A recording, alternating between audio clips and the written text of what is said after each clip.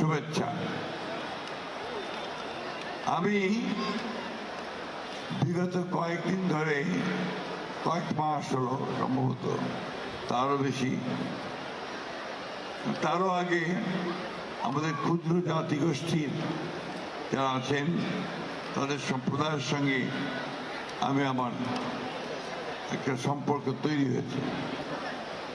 আমরা তাদের সঙ্গে কথা বলছি এবং তাদের সমস্যাগুলো আছে সেই সমস্যাগুলো নিয়ে আলাপ করেছি। ময়মনসিংহে গেছি, তাদের সমাবেশে আমি অভিভূত হয়েছি তাদের কালচারাল এবং একই সঙ্গে তাদের উৎপাদনের যে মোড তা দেখি। এরা আমাদের দেশে যারা বাস করেন অত্যন্ত সহজ সরল মানুষ এবং যাদের যে সম্প্রদায়, সেই সম্প্রদায়ও কিন্তু আপনার অত্যন্ত স্থায়ী মানুষ। প্রিন্স যে কথা বলেছে এবং আমাদের পার্থ যে কথা বলেছেন যে তাদেরকে মূল যে ব্যাপারটা, তাদের নিজেদেরকেই বৃহৎ যে স্ট্রিম, যে আমাদের মূল যে ধারা, সেই ধারার সঙ্গে তাদেরকে এক হওয়ার চেষ্টা করতে হবে। মহান মানসিকতাকে বাংলাদেশের নাগরিক হিসেবে আপনাদেরকে উঠে দাঁড়াতে হবে। শহীদ প্রেসিডেন্ট জিয়া রহমান সেই জন্যই বাংলাদেশের জাতীয়তাবাদকে বাংলাদেশি জাতীয়তাবাদ হিসেবে তিনি চিহ্নিত করেছেন। এর একটাই উদ্দেশ্য যে শুধু বাঙালি নয়, বাংলাদেশে তাদেরকে একটা রিকগনিশন দেওয়া যে আর যেগুলো আদিবাসী আছেন, জাতিগোষ্ঠী আছেন, তাদেরকেও সেই স্বীকৃতি তিনি দিয়েছেন।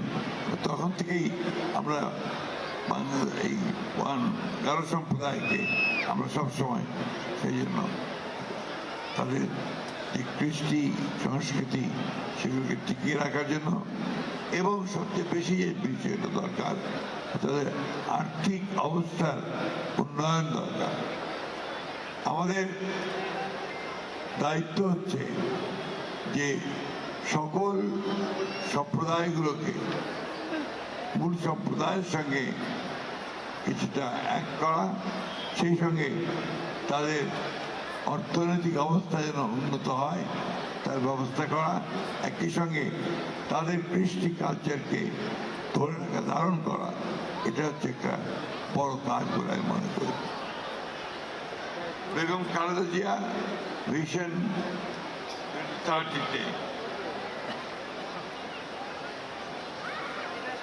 সমতলের ক্ষুদ্র জাতিগোষ্ঠীর সংস্কৃতি ঐতিহ্যকে রক্ষা করতে এবং সমস্যা সমাধানের পৃথক অধিকার গঠনের ঘোষণা দিয়েছেন, অধিদপ্তর ঘোষণা দিয়েছেন।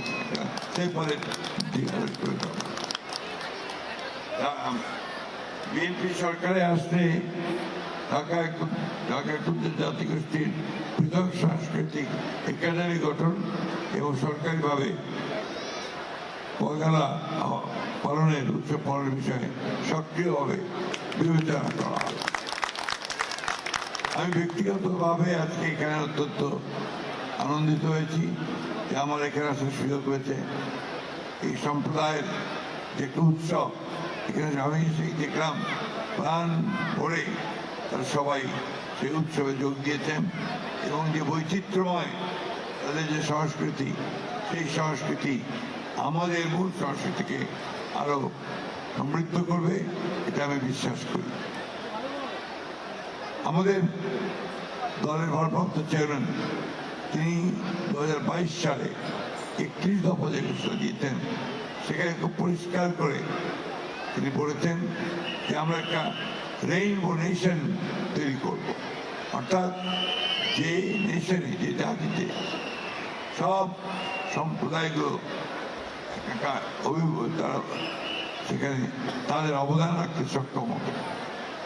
সেটা ওই আমাদের এই বিএনপি সরকারে আসলে অবশ্যই সেখানে আমরা অত্যন্ত গুরুত্ব সহকারে আপনাদের সমস্যাগুলো বিবেচনা করা হবে।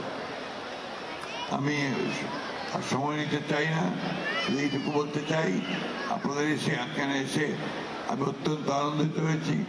আমি খুব অসুস্থ, তারপরে এসেও কিন্তু আমি আপনাদের এখানে এসে যেহেতু কথা দিয়েছি আমি এসেছি, এবং আপনাদেরকে আমি কথা বলতে চাই আমি অত্যন্ত আনন্দিত হয়েছি, অভিভূত হয়েছি আপনাদের আত্মীয়তা এবং উষ্ণতা। ধন্যবাদ সকলকে। আসসালামু আলাইকুম, খুদা হাফেজ, বাংলাদেশ জিন্দাবাদ, গারো সম্প্রদায় জিন্দাবাদ।